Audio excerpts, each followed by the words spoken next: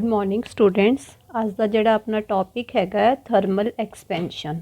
Thermal expansion का मतलब है कि जब भी किसी ऑब्जेक्ट नू बॉडी नू चाहे वो सॉलिड होवे चाहे वो लिक्विड होवे चाहे वो गैस होवे जब भी तुसी उन्होंने हीट अप करते हैगे हो तो वो चीज़ जी बॉडी तुहाडी एक्सपैंड कर जाती हैगी है या तुसी उन्होंने उहदा टैंपरेचर घटाते हैगे हो तो वो चीज़ कंट्रैक्ट कर जाती हैगी है। इस चीज़ बारे तुसी इस चैप्टर इस टॉपिक दे विच पढ़ना हैगा। तो सब तो पहला आपां करते हैं भी किस तरह हुंदा है भी किवें एक्सपेंशन होंदी है कि उहदे पीछे मेन रीज़न हैगा। तो असी पहला लेंदे हैगे हैं अपना means increase in size of the body due to increase in temperature. जब भी किसी आपां चीज़ का टैंपरेचर इनक्रीज़ करते हैं तो उस बॉडी का अगर साइज़ इनक्रीज़ हो जाता है तो उस चीज़ नूं आपां की कहंदे हैगे हैं थर्मल एक्सपेंशन। सानू पता है कि जी सॉलिड लिक्विड गैस कोई भी चीज़ हैगी है वो हमेशा एक्सपैंड करती है ऑन हीटिंग।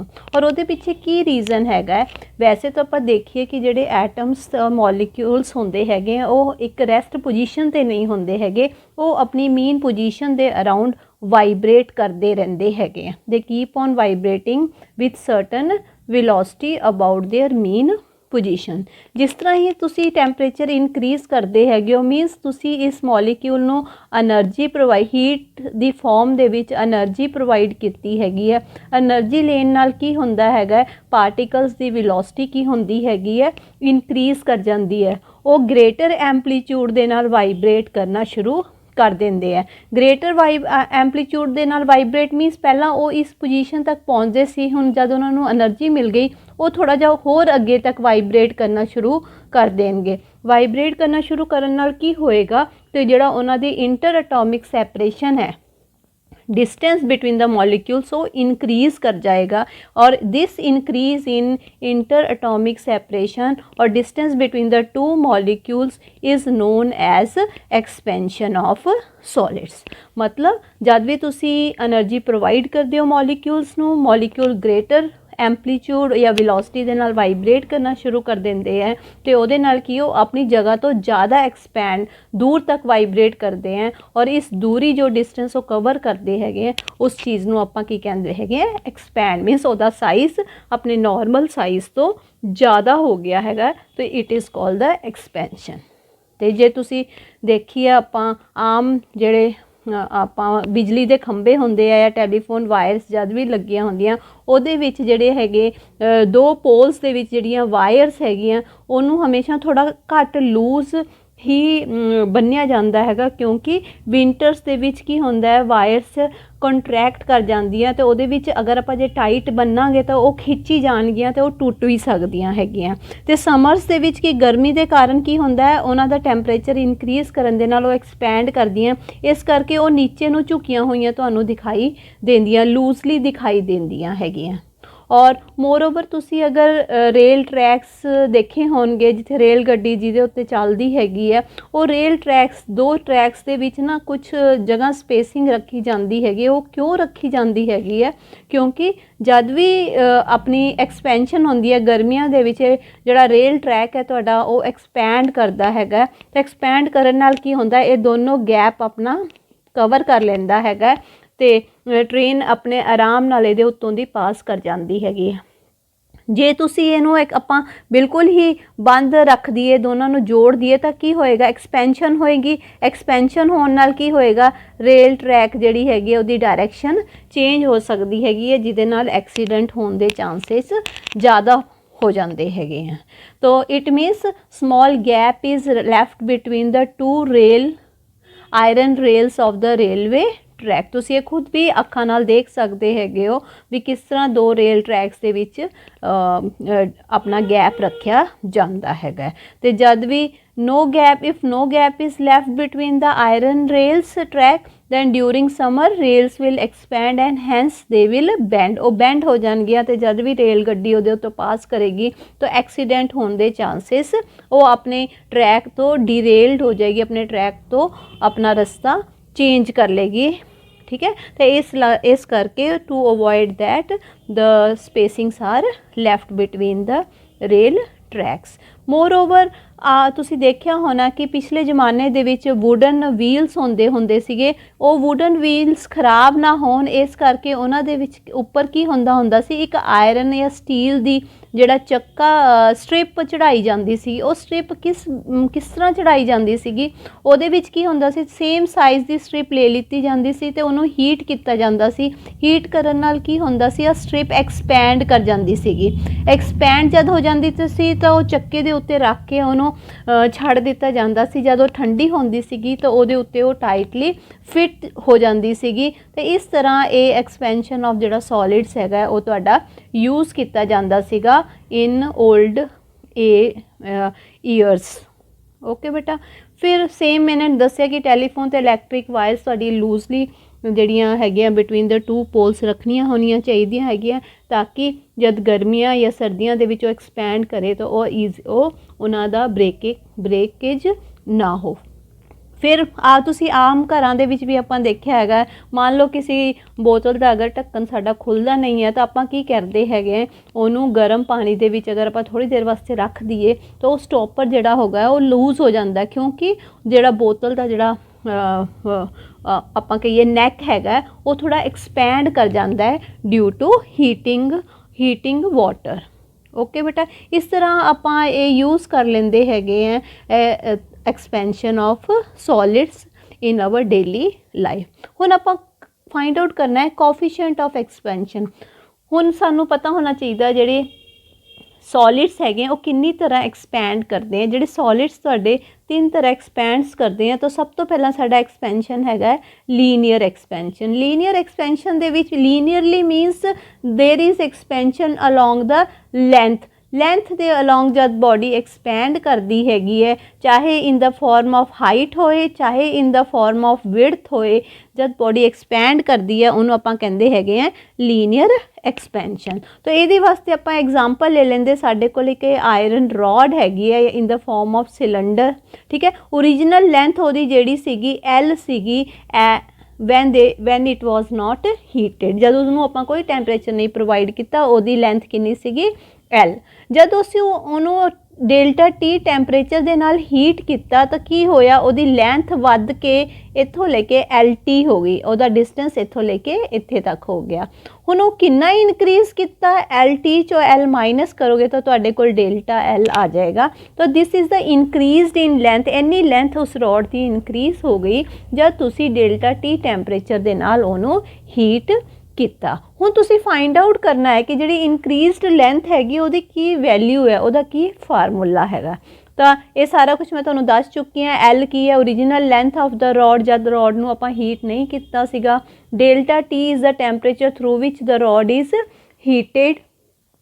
ਇਸ ਤਰ੍ਹਾਂ ਹੀ delta L is the increase in length of the rod. ਔਰ ਆਪਾਂ ਕਿਸ ਤਰ੍ਹਾਂ ਕੱਢਿਆ ਹੈਗਾ, ਜਿੰਨੀ ਲੈਂਥ ਨਵੀਂ ਬਣੀ ਉਹਦੇ ਚੋਂ ਪੁਰਾਣੀ ਲੈਂਥ ਮਾਈਨਸ ਕਰਦੇ ਹਾਂ ਤਾਂ ਸਾਡੇ ਕੋਲ ਕਿੰਨਾ ਉਹਦਾ ਇਨਕਰੀਜ਼ ਹੋਇਆ ਹੈਗਾ ਉਹ ਚੀਜ਼ ਆ ਜਾਂਦੀ ਹੈ। ਤਾਂ ਇਟ ਵਾਜ਼ ਐਕਸਪੈਰੀਮੈਂਟਲੀ ਫਾਊਂਡ, ਐਕਸਪੈਰੀਮੈਂਟ ਕੀਤਾ ਗਿਆ ਸੀ ਤਾਂ ਉਹਦੇ ਵਿੱਚ ਰਿਜ਼ਲਟ ਕੱਢਿਆ ਗਿਆ ਕਿ ਜਿਹੜਾ ਇਨਕਰੀਜ਼ ਇਨ ਲੈਂਥ ਹੈ ਡੈਲਟਾ L ਹੈਗਾ ਉਹ ਕਿਸ ਚੀਜ਼ 'ਤੇ ਡਿਪੈਂਡ ਕਰਦਾ ਹੈਗਾ। ਉਹ ਸਭ ਤੋਂ ਪਹਿਲਾਂ ਓਰੀਜਨਲ ਲੈਂਥ ਦੇ ਉੱਤੇ ਡਿਪੈਂਡ ਕਰਦਾ। It is directly proportional to the original length. Secondly it depends upon the temperature, ਕਿੰਨੇ ਟੈਂਪਰੇਚਰ ਦੇ ਨਾਲ ਤੁਸੀਂ ਉਸ ਰੋਡ ਨੂੰ ਹੀਟ ਕੀਤਾ ਹੈ, ਇਸ ਚੀਜ਼ 'ਤੇ ਵੀ ਉਹ ਡਿਪੈਂਡ ਕਰਦਾ ਹੈ। ਔਰ third is the nature of the material. Nature of the material is also responsible for the expansion of solids. ਤਾਂ ਦੋਨਾਂ ਚੀਜ਼ਾਂ ਨੂੰ ਆਪਾਂ ਇਹ ਦੋਨਾਂ ਇਕੁਏਸ਼ਨਸ ਨੂੰ ਅਗਰ ਕੰਬਾਈਨ ਕਰਦੇ ਹਾਂ ਤਾਂ ਸਾਡੇ ਕੋਲ ਕੀ ਆ ਗਿਆ, increased length is directly proportional to the original length, the rise in temperature. ਔਰ equation of constant of proportionality ਹਟਾਉਂਦੇ ਹਾਂ ਤਾਂ ਸਾਡੇ ਕੋਲ ਆ ਗਿਆ alpha. it is called alpha. Alpha is the coefficient of linear expansion और alpha की वैल्यू की आ जाएगी डेल्टा L। L और ए चीज़ डिनोमिनेटर चले जाएंगे तो alpha की वैल्यू आ गई L is equal to delta L upon L into delta T। तो दिस इज और डेल्टा L की चीज़ है, delta L is the difference between the new length and the original length. ਤਾਂ ਤੁਹਾਡੇ ਕੋਲ ਇਹ ਰਿਲੇਸ਼ਨ ਬਣ ਗਿਆ।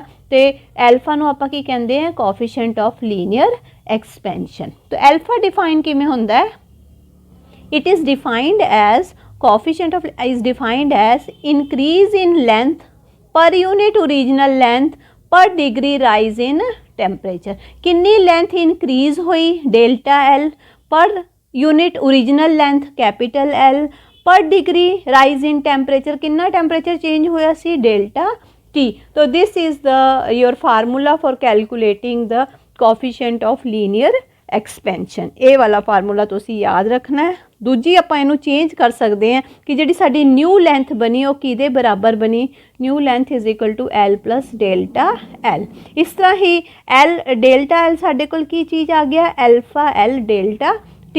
ਆ ਰਿਲੇਸ਼ਨ ਦੇ ਉੱਤੋਂ ਸਾਡੇ ਕੋਲ ਡੈਲਟਾ L ਆ ਗਿਆ Alpha L delta T।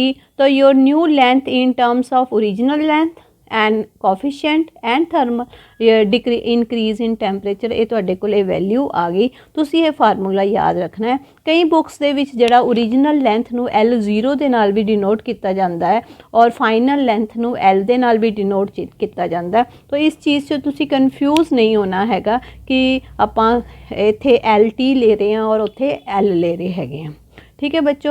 So unit of your unit of coefficient of linear expansion is पर डिग्री कैलविन। क्योंकि लेंथ आपस च कट जाती हैगी है, सिर्फ साडे कोल की रहिंदा हैगा ਇਹਦੇ ਵਿੱਚ ਆਪਾਂ ਦੇਖੀਏ ਲੈਂਥ ਦੇ ਨਾਲ ਲੈਂਥ ਕੱਟ ਜਾਏਗੀ, ਸਿਰਫ ਟੈਂਪਰੇਚਰ ਬਚਦਾ ਹੈਗਾ ਤਾਂ ਯੂਨਿਟ ਉਹਦੀ ਕੀ ਆ ਜਾਏਗੀ ਡੈਲਟਾ ਮਾਈਨਸ ਕੇ ਕੈਲविन। ठीक है। तो एल्फा की वैल्यू जी है 10⁻⁻6 to 10⁻⁻5 ਦੇ ਵਿੱਚ लाई करती हैगी है। And alpha is independent of the shape of the cross section of the rod की जिहड़ी मर्जी शेप होवे ਉਹਦੇ क्रॉस सैक्शन के उत्ते डिपेंड नहीं करता हैगा, वो सिर्फ मटीरियल के नेचर के उत्ते डिपेंड करता हैगा। ठीक है। तो एल्फा सानू दसदा हैगा कि वो मटीरियल तुहाडा कितना एक्सपैंड करेगा लीनियरली अलोंग द लेंथ और अलोंग द हाइट और along the width. Large alpha मीनस more expansion, Jinnah alpha की वैल्यू ज़्यादा होएगी उन्नी एक्सपेंशन ज़्यादा होएगी। दूजा साडे कोल आंदा हैगा superficial expansion. Superficial expansion they which की होंदा है, तुहाडा सरफेस एरिया बॉडी का इनक्रीज़ करता हैगा।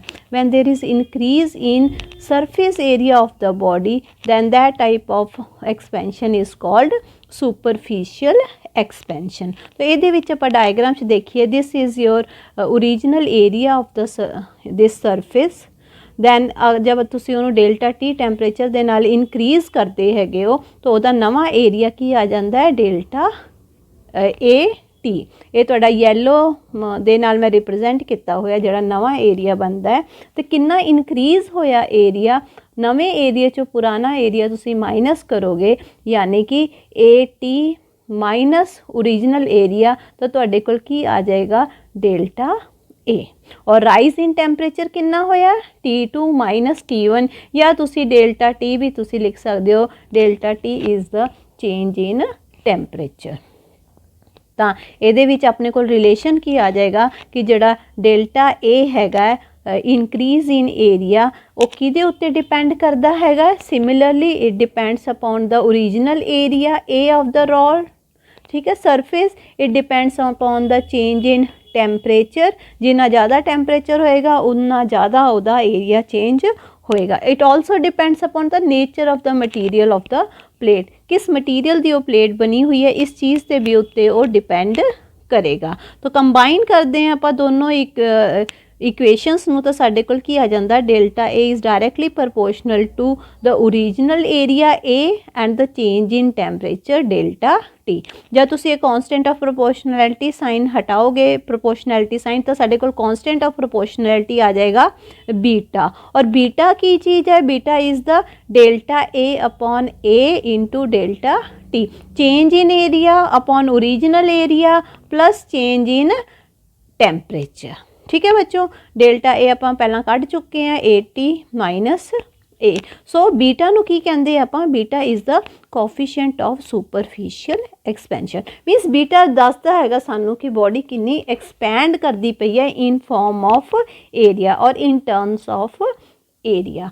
सो beta is defined as increase in surface area per unit surface area per degree rise in its temperature. कितना उहदा सरफेस एरिया चेंज होया per degree original surface area per degree rise in temperature. तो साडे कोल नवा area जिहड़ा बनेगा it will be the original area plus the change in area, और चेंज इन एरिया किहदे बराबर हैगा बीटा डेल्टा टी इंटू ए। जब तुसीं इहनूं कंबाइन करोगे तो तुहाडे कोल रिलेशन आ जाएगा A T is equal to A 1 plus beta into delta T. तो this is the your relation for the superficial expansion. हुण यूनिट की होएगी again the unit of beta coefficient of superficial expansion will be per kelvin, means वो temperature the form दे विच ही ओदी unit आएगी। ओदी range is 10⁻⁻6 to 10⁻⁻5